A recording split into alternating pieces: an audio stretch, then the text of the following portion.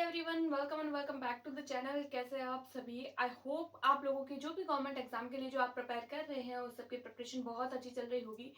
आज की वीडियो में मैं आप लोगों के साथ में डिस्कस करूंगी, अगर आप लोग राजस्थान से है या फिर आउट ऑफ राजस्थान से है और अगर आप लोग रीट के बारे में थोड़ा बहुत भी जानते हैं तो आप लोगों के माइंड में एक एक्साइटमेंट होगी कि रीट की वैकेंसी कब आएगी, इसके कितने कितने पद शिक्षा विभाग में खाली है। क्योंकि लास्ट टाइम जो हमको भर्ती देखने को मिली थी वो हम लोगों को 2019 में सबसे पहले इसका नोटिफिकेशन देखने को मिला था, जो पेपर लीक होने की वजह से जो है वो 2021 और 22 में इसकी भर्ती कंप्लीट हुई थी। अब बहुत सारे लोग ऐसे हैं जो इस 3 या 4 सालों में बहुत सारे बीएड एंड एसटीसी कैंडिडेट इकट्ठे हो चुके हैं जो वेट कर रहे हैं रीट की वैकेंसी का।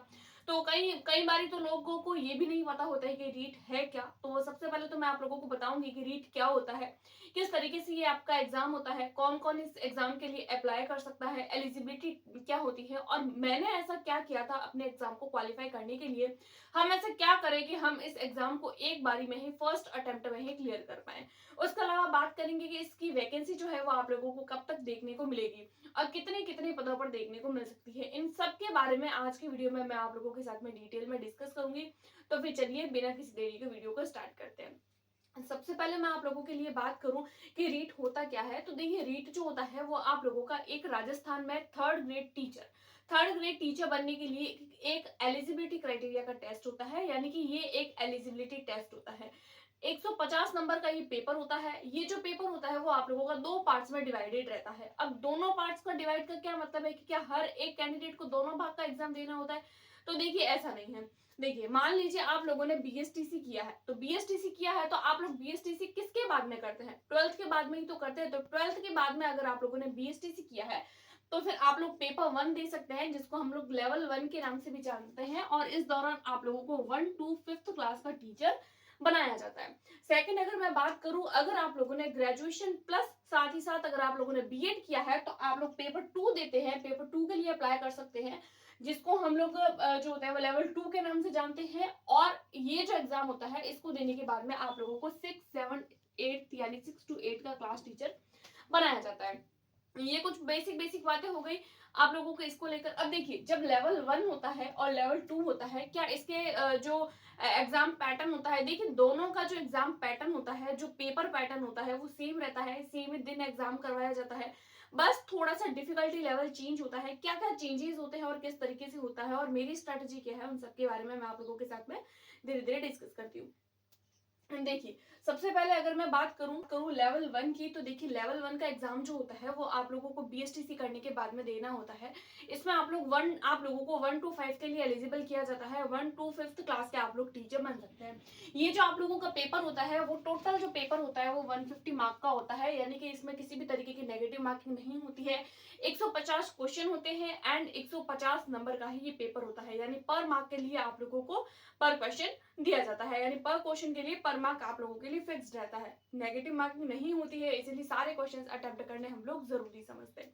उसके अलावा 90 मार्क इसके अंदर पासिंग मार्क होते हैं, यानी कि अगर आप लोग 90 मार्क लेकर आते हैं एज अ जनरल कैटेगरी से अगर आप लोग बिलोंग करते हैं और 90 मार्क लेकर आते हैं तो आप लोग इसके मेन एग्जाम के लिए, रीट का जो मेन एग्जाम होता है, यानी जो टीचर्स के लिए जो मेन एग्जाम होता है उसके लिए अप्लाई कर सकते हैं। अगर आप लोग कैटेगरी से हैं तो आप लोगों को 82 मार्क लाने होते हैं, और जैसे एसटी, एससी, ओबीसी इस तरीके से कैटेगरी होती है तो आप लोगों को 82 मार्क्स आप लोगों के लिए फिक्स किए गए हैं। उसके बाद में हम लोग बात करें, देखिए अभी जो मैंने आप लोगों को बातें बताई है, जो कैटेगरी की बात बताई है, मार्क्स की, नेगेटिव मार्किंग, ये वो पेपर 1 एंड पेपर 2 दोनों के लिए अप्लाई आप लोग कर सकते हैं। दोनों के लिए सेम रूल होते हैं। उसके बाद में हम लोग बात करते हैं सब्जेक्ट्स की, तो देखिए सब्जेक्ट कुछ इस तरीके से डिवाइडेड रहते हैं। अगर मैं सबसे पहले पेपर 1 की बात करूं तो देखिए पेपर 1 जो होता है उसके अंदर सबसे पहले आप लोगों को बाल विकास एंड जो शिक्षण शास्त्र होता है, जिसको हम लोग सीडीपी के नाम से भी जानते हैं, वो देखने को मिलेगा। सेकंड में आप लोगों को ईवीएस, जिसको हम लोग पर्यावरण अध्ययन बोलते हैं। उसके बाद में आप लोगों का मैथ्स, फिर लैंग्वेज 1 एंड लैंग्वेज 2। इस तरीके से आप लोगों को 5 सब्जेक्ट्स देखने को मिलते हैं। लैंग्वेज 1 आप लोग हिंदी इंग्लिश कोई भी चूज कर सकते हैं। लैंग्वेज 2 आप लोग हिंदी इंग्लिश कोई भी चूज कर सकते हैं। हिंदी लोगे, इंग्लिश लोगे, या फिर उसके अलावा आप लोग कोई भी लैंग्वेज चूज कर सकते हैं। संस्कृत हो गया, उर्दू हो गया, पंजाबी हो गया, कोई भी लैंग्वेज जो आप लोगों को आती है। बहुत सारी लैंग्वेजेस के ऑप्शंस मिलते हैं, but as a general candidate अगर मैं मेरी बात करूं तो मैंने हिंदी इंग्लिश ही चूज किया था, इसीलिए मैं आप लोगों को हिंदी इंग्लिश चूज करने को ही रेकमेंड करती हूँ। देखिए ये जो टोटल पेपर होता है वो 150 मार्क का होता है, इसीलिए आपका पर जो सब्जेक्ट होता है वो आप लोगों का 30 मार्क्स के अंदर डिवाइडेड रहता है। जैसे कि देखिए ईवीएस भी आप लोगों का 30 मार्क्स का हो गया, मैथ्स भी आप लोगों का 30 मार्क्स का हो गया। अगेन से लेवल जो लैंग्वेज 1 होती है वो भी 30 मार्क्स की है, लैंग्वेज 2 भी आप लोगों की 30 मार्क्स की होती है। लैंग्वेज को फिल करते टाइम हम लोगों को एक बात ध्यान रखना होता है कि अगर आप लोगों ने एक लैंग्वेज कोई चूज कर ली है तो सेकंड लैंग्वेज आप लोगों को उसके दूसरी लैंग्वेज चूज करनी होगी। ऐसा नहीं है कि आप लोगों ने एक लैंग्वेज इंग्लिश ले ली है तो दूसरी आप लोग दूसरी भी इंग्लिश ले, जी नहीं। एक इंग्लिश ली है तो दूसरी आप लोगों को हिंदी लेनी होगी, एक अगर संस्कृत ली है तो दूसरी आप लोगों को कोई और लेनी होगी। दोनों लैंग्वेज अलग अलग होनी जरूरी होती है। उसके बाद में हम लोग बात करें, देखिए जो सीडीपी होता है तो ये तो कम्प्लीटली 30 मार्क का होता है। आप लोगों को हर एक क्वेश्चन जो है वो पैडागोजी में से या फिर जो बाल विकास होता है उसमें से देखने को मिलेंगे। ईवीएस जो होता है वो आप लोगों का दो पार्ट्स में डिवाइडेड रहता है, एक आता है आप लोगों का कंटेंट एंड सेकंड आता है आप लोगों की पैडागोजी। इसी तरीके से मैथ्स में भी ऐसे ही रहता है, कंटेंट एंड पैडागोजी। लैंग्वेज में भी एंड लैंग्वेज 2 में भी आप लोगों को कंटेंट एंड उसके बाद में जो है वो आप लोगों को पैडागोजी देखने को मिलती है। तो ये इसका कुछ पैटर्न रहता है और इसको किस तरीके से आप लोग जो है वो एग्जाम को दे सकते हैं और किस तरीके से आप लोग इसको जो है वो एग्जाम को क्लियर कर सकते हैं, तो उसके बारे में अगर मैं आप लोगों को बताऊं तो देखिए ये जो एग्जाम है इस एग्जाम के दौरान आप लोगों को 1 to 5 का टीचर बना लिया जाता है। जब 1 to 5 का टीचर बना रहे हैं तो आप लोगों को 1 to 5 की जो एनसीईआरटी की बुक्स होती है आप लोग याद रखिए 1 to 5 की एनसीईआरटी, उसके अलावा कुछ कुछ टॉपिक्स जो आप लोगों को 6, 7, 8 की क्लास में से भी लेने हैं। जैसे कि आप लोगों ने ईवीएस देख लिया तो ईवीएस में सिर्फ आप लोगों को 4th 5th की सिर्फ एनसीईआरटी नहीं पढ़नी है, साथ ही साथ आप लोगों को 6, 7, 8 के कुछ कुछ साइंस के भी टॉपिक देखने को मिलेंगे, क्योंकि जब आप लोग क्वेश्चन देखेंगे ना तब आप लोगों को समझ आएगा कि उसमें से भी क्वेश्चंस बनते हैं। उसके अलावा मैथ्स, तो मैथ्स में भी अगेन से ऐसे ही रहता है कि सिर्फ और सिर्फ आप लोगों को 3rd 4th 5th की एनसीईआरटी नहीं पढ़नी है, साथ साथ आप लोगों को 1 to 3rd 4th 5th की एनसीईआरटी नहीं पढ़ के आप लोगों को 6, 7, 8 की एनसीईआरटी भी पढ़नी होंगी। उसके कुछ बेसिक टॉपिक्स भी आप लोगों को लेने होंगे। और लैंग्वेज 1 एंड लैंग्वेज 2 के बारे में मैं आप लोगों के साथ में अलग से वीडियो बनाऊंगी जिसमें मैं आप लोगों के साथ में डिस्कस करूंगी। इसके अलावा अगर मैं बात करूं पेपर 2 की, तो देखिए पेपर 2 जो होता है वो भी आप लोगों का इसी तरीके से डिवाइडेड रहता है। फर्स्टली अगर हम लोग बात करें तो 90 मार्क आप लोगों को कंपलसरी होते हैं लाने एंड 150 मार्क का पेपर होता है, किसी भी तरीके की नेगेटिव मार्किंग नहीं होती है। इसमें भी आप लोगों को 5 सब्जेक्ट्स देखने को मिलेंगे। अगर मैं बात करूं पहले तो देखिए सीडीपी होगा, सेकंड नंबर पे आप लोगों को साइंस एंड मैथ्स देखने को मिलेगा। देखिए अगर आप लोगों ने बीएससी किया है तो आप लोगों को साइंस मैथ्स के क्वेश्चन सॉल्व करने होंगे, अगर आप लोगों ने बीए या फिर बीकॉम किया है तो आप लोगों को एसएसटी के क्वेश्चन सॉल्व करने होंगे। ये कुछ कुछ बेसिक बातें हो जाती है। उसके बाद में लैंग्वेज 1 एंड लैंग्वेज 2 एंड बाकी जितना भी होता है वो सब पेपर 1 की होता रही होता है। सारे जो सब्जेक्ट्स होते हैं वो 30 मार्क्स में डिवाइडेड रहते हैं और आधा भाग जो होता है वो आप लोगों का कंटेंट का एंड आधा भाग जो होता है वो आप लोगों का सब्जेक्ट का और पैडागोजी का रहता है। यानी एक पोर्शन लैंग्वेज, एक पोर्शन आप लोगों का कंटेंट एंड सेकंड पोर्शन आप लोगों का पैडागोजी।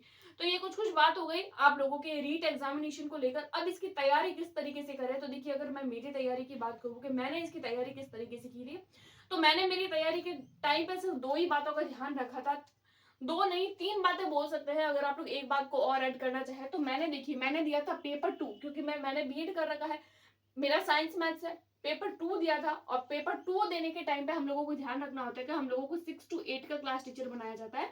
तो मैंने क्या किया था, 1 से लेकर 10 तक जितने भी बुक्स है उन सबको पढ़ लिया था। यानी 1 to 10 तक मैंने साइंस मैथ्स ईवीएस सारी की सारी बुक्स को मैंने पढ़ लिया था। मैथ्स की हो चाहे साइंस की हो चाहे ईवीएस की हो, तीनों बुक्स को पढ़ा था। साइंस के लिए मैंने ईवीएस भी पढ़ी थी, साथ ही साथ मैंने 6, 7, 8, 9, 10 की सारी जो है वो साइंस भी पढ़ी थी एंड साथ ही साथ मैंने मैथ्स भी पढ़ी थी। उसके अलावा मैंने अगर किया था तो मैंने किए थे प्रीवियस ईयर क्वेश्चन, क्योंकि देखिए कोई भी एग्जाम जो होता है उसके अंदर जितने ज्यादा हम लोग प्रीवियस ईयर करते हैं वो हमारे लिए उतना ही ज्यादा बेनिफिशियल होता है। तो मैंने इसके लिए सबसे ज्यादा जो है वो फोकस किया था प्रीवियस ईयर क्वेश्चन पर। एंड साथ ही साथ देखिए आप लोगों को एक तो पढ़ना है एनसीईआरटी, दूसरा आप लोगों को पढ़ना है प्रीवियस ईयर और तीसरा आप लोगों को देना है टेस्ट, मॉक टेस्ट। जितने ज्यादा आप लोग मॉक टेस्ट देंगे आप लोगों का जो ये पोर्शन है ना सारे सब्जेक्ट्स का वो उतना ज्यादा इंक्रीज होगा। ये 3 ही बातें थी जो मैंने अपने एग्जाम के टाइम पे ध्यान रखी थी और मेरे एग्जाम में भी मैंने बहुत अच्छा फोकस किया था। फोकस करके मेरे जो है वो 112 नंबर आ गए थे और मेरा फर्स्ट ईयर अटेम्प्ट था। मैंने कुछ ज्यादा तैयारी नहीं करी थी, सिर्फ और सिर्फ मैंने लगभग जो है वो 30 से 35 दिन की तैयारी करी थी और 30 से 35 दिन के अंदर मेरे 112 मार्क आए थे। बट थंबनेल में मैंने ऑब्वियसली लगाया है कि किस तरीके से हम क्रैक कर सकते हैं 130 मार्क लाकर। लेकिन देखिए, जब 30 से 35 दिन की तैयारी में 112 लाए जा सकते हैं, तो 2 से ढाई महीने की तैयारी में ऑब्वियसली 130 से ज्यादा मार्क लेकर आए जा सकते हैं। तो ये एग्जाम क्रैक करना कोई बड़ी बात नहीं होती है। और वैकेंसी की बात करें कि इसकी वैकेंसी कब आएगी, तो देखिए वैकेंसी भी आप लोगों को जल्दी देखने को मिलेगी। अभी तक तो इसके बारे में कोई भी बात नहीं आ रही है कि इसकी वैकेंसी कब आएगी, लेकिन हाल फिलहाल में ही हम लोगों को जो है वो न्यूज देखने को मिल रही है कि बहुत सारी स्कूल्स में बहुत सारी जगह पे जो पद खाली है, तो पदों को भरने के लिए वैकेंसी तो आएगी। एक बार ये इलेक्शन वगैरह सब निपट जाए, जैसे ही सरकार बनेगी, आप लोगों को वापस से वैकेंसी देखने को मिलेगी। चाहे वो रीट हो, चाहे वो आप लोगों का सेकंड ग्रेड हो, चाहे थर्ड ग्रेड हो, हर तरीके की टीचिंग विभाग में आप लोगों को वैकेंसी मिलेगी, देखने को मिलेगी। अगर आप लोग बीएड में, अगर आप लोगों ने अभी एडमिशन लिया है ना, तो भी आप लोग जो है वो रीट के लिए अप्लाई कर सकते हैं। तो ये कुछ कुछ बातें थी। आप लोग वैकेंसी का वेट मत करिए, बल्कि बिना वैकेंसी के ही जो मैंने मेरी स्ट्रेटजी बताई है, उस स्ट्रेटजी से आप भी अपना जो प्रिपरेशन है उसको स्टार्ट कर लीजिए, जो आप लोगों के लिए बहुत ज्यादा सुटेबल रहेगा और आप लोगों के एग्जाम को क्रैक करने में हेल्प करेगा। आई होप आप लोगों को ये छोटी सी जानकारी, छोटी सी वीडियो पसंद आई होगी। अगर पसंद आई तो please like, subscribe and share. Thanks for watching.